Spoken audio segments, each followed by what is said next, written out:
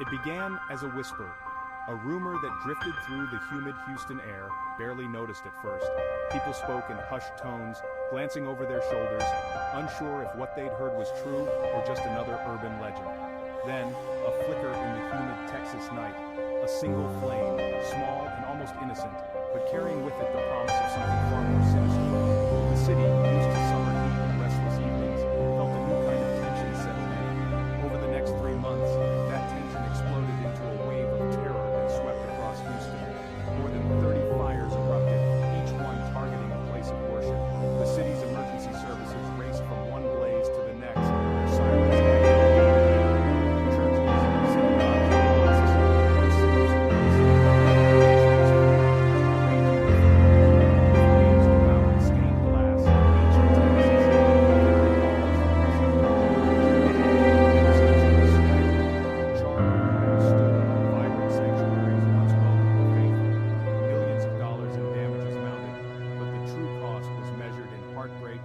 Disbelief.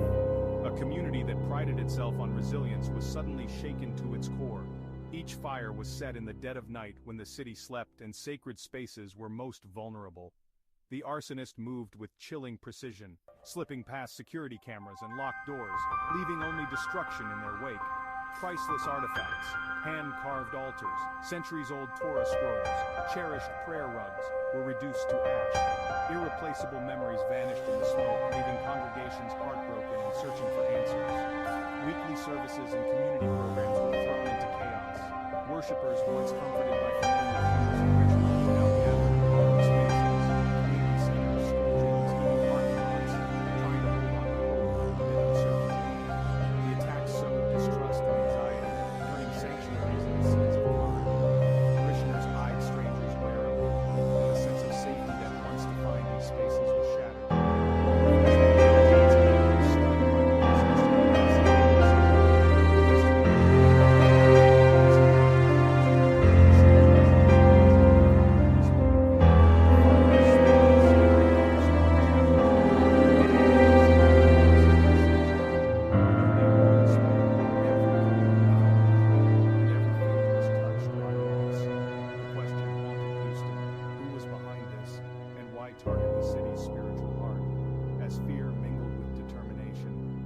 Braced itself for answers and for justice.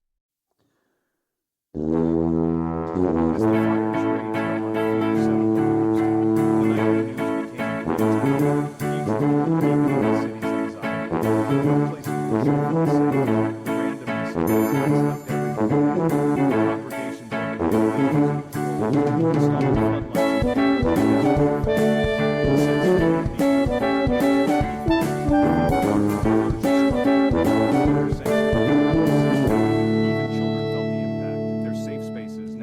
scenes behind yellow tape. The arsonist wasn't just burning buildings, he was burning away Houston's sense of security. Investigators quickly saw a disturbing pattern emerging from the ashes of each crime scene. The fires weren't random acts of destruction, they were calculated, deliberate, and chillingly precise. Each new blaze seemed to echo the last, as if the arsonist was following a personal ritual, leaving a signature only the most attentive eyes could see. Clear that only faith-based establishments were being targeted. Churches of all denominations across Houston, Texas, found themselves under siege, their sanctuaries transformed into scenes of devastation. The city's spiritual heart was under attack, and fear began to ripple through congregations and clergy alike. The arsonist, struck under the cover of darkness, always between 1 and 4 a.m., the deadest hours of the night when the city slept and witnesses were scarce. Surveillance cameras caught only fleeting shadows, and the silence of the empty streets made it nearly impossible for anyone to notice the crime until it was too late. Entry was always forced, side doors pried open, windows shattered. Once inside, the arsonist moved with purpose, using accelerants to ensure the flames would spread quickly and with maximum destruction. The fires were almost always set near the altar, a place of deep spiritual significance, turning each act into a calculated desecration that sent shockwaves through the community.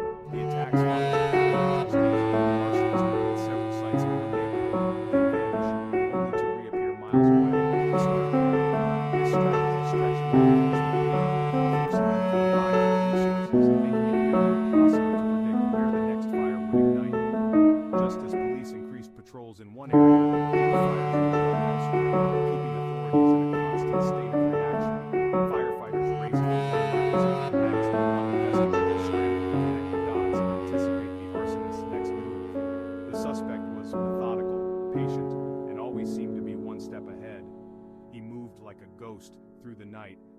behind only destruction and confusion.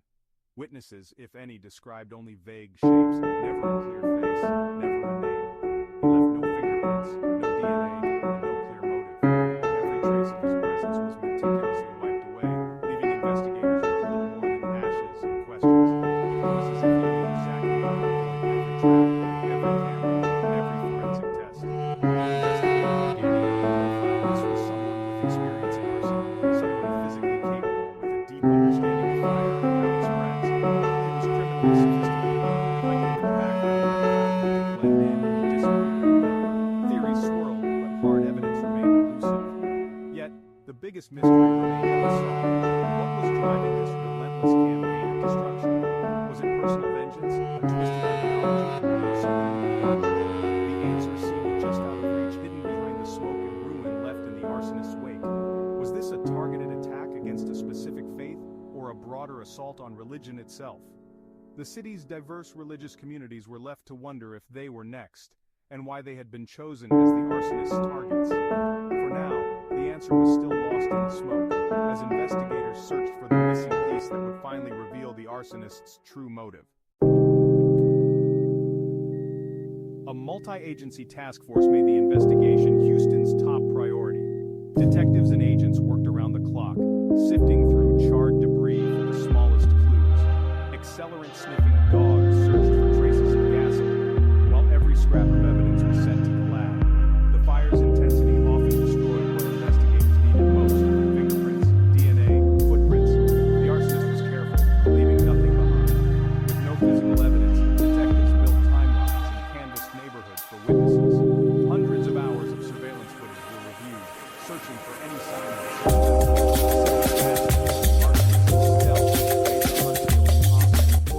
the task force was chasing a ghost. Weeks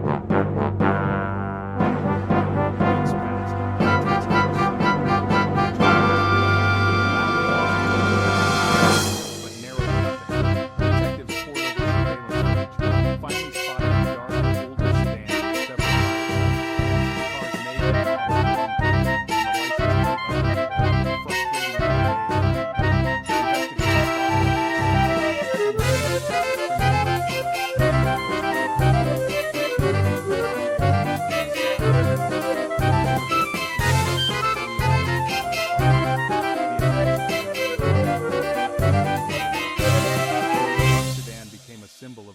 of suspect. With each passing day, the trail grew colder. The city's patience was wearing thin. Just as hope faded, the investigation seemed to stall. Breakthrough arrived. A phone call tipped off a change in everything. The call came late at night, the voice on the other end trembled with urgency and fear. For weeks, detectives had been chasing shadows, dead ends, and watching the silence spread. And now, in the quiet darkness, a single voice started to speak up. An anonymous caller described someone who had dragged down setting fires, almost as if he had been caught. The tipster named a 35-year-old man who drove a dark sedan, a detail that immediately caught the attention of investigators. The caller's information was specific, and it matched details that would make the arrest improbable. The suspect lived just blocks from the most recent fire scene and, chillingly, had a prior arson conviction on his record. His name was officers had connected him to the current string of blazes. Until now, suddenly, the frantic movement of the city's lights had a name and an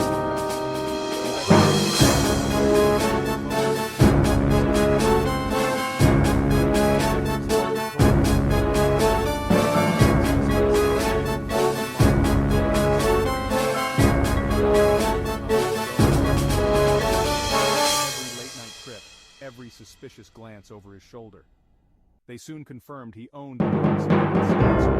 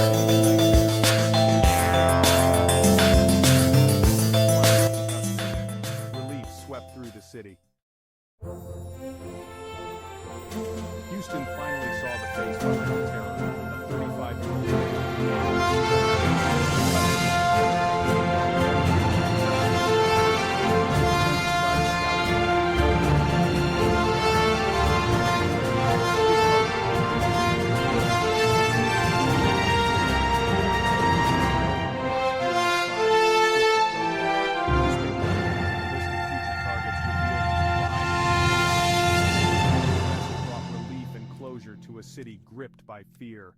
He was charged with multiple counts of felony arson, facing decades behind bars.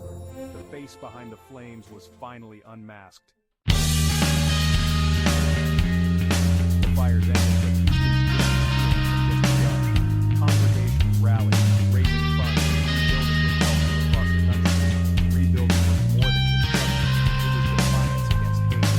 Interfaith services united citizens, turning tragedy into solidarity. Leaders found strength in adversity, holding services in temporary spaces. Pastors and counselors helped members process trauma and loss. The Arsonist failed to distinguish Houston's faith and hope, resilience, and unity over hate.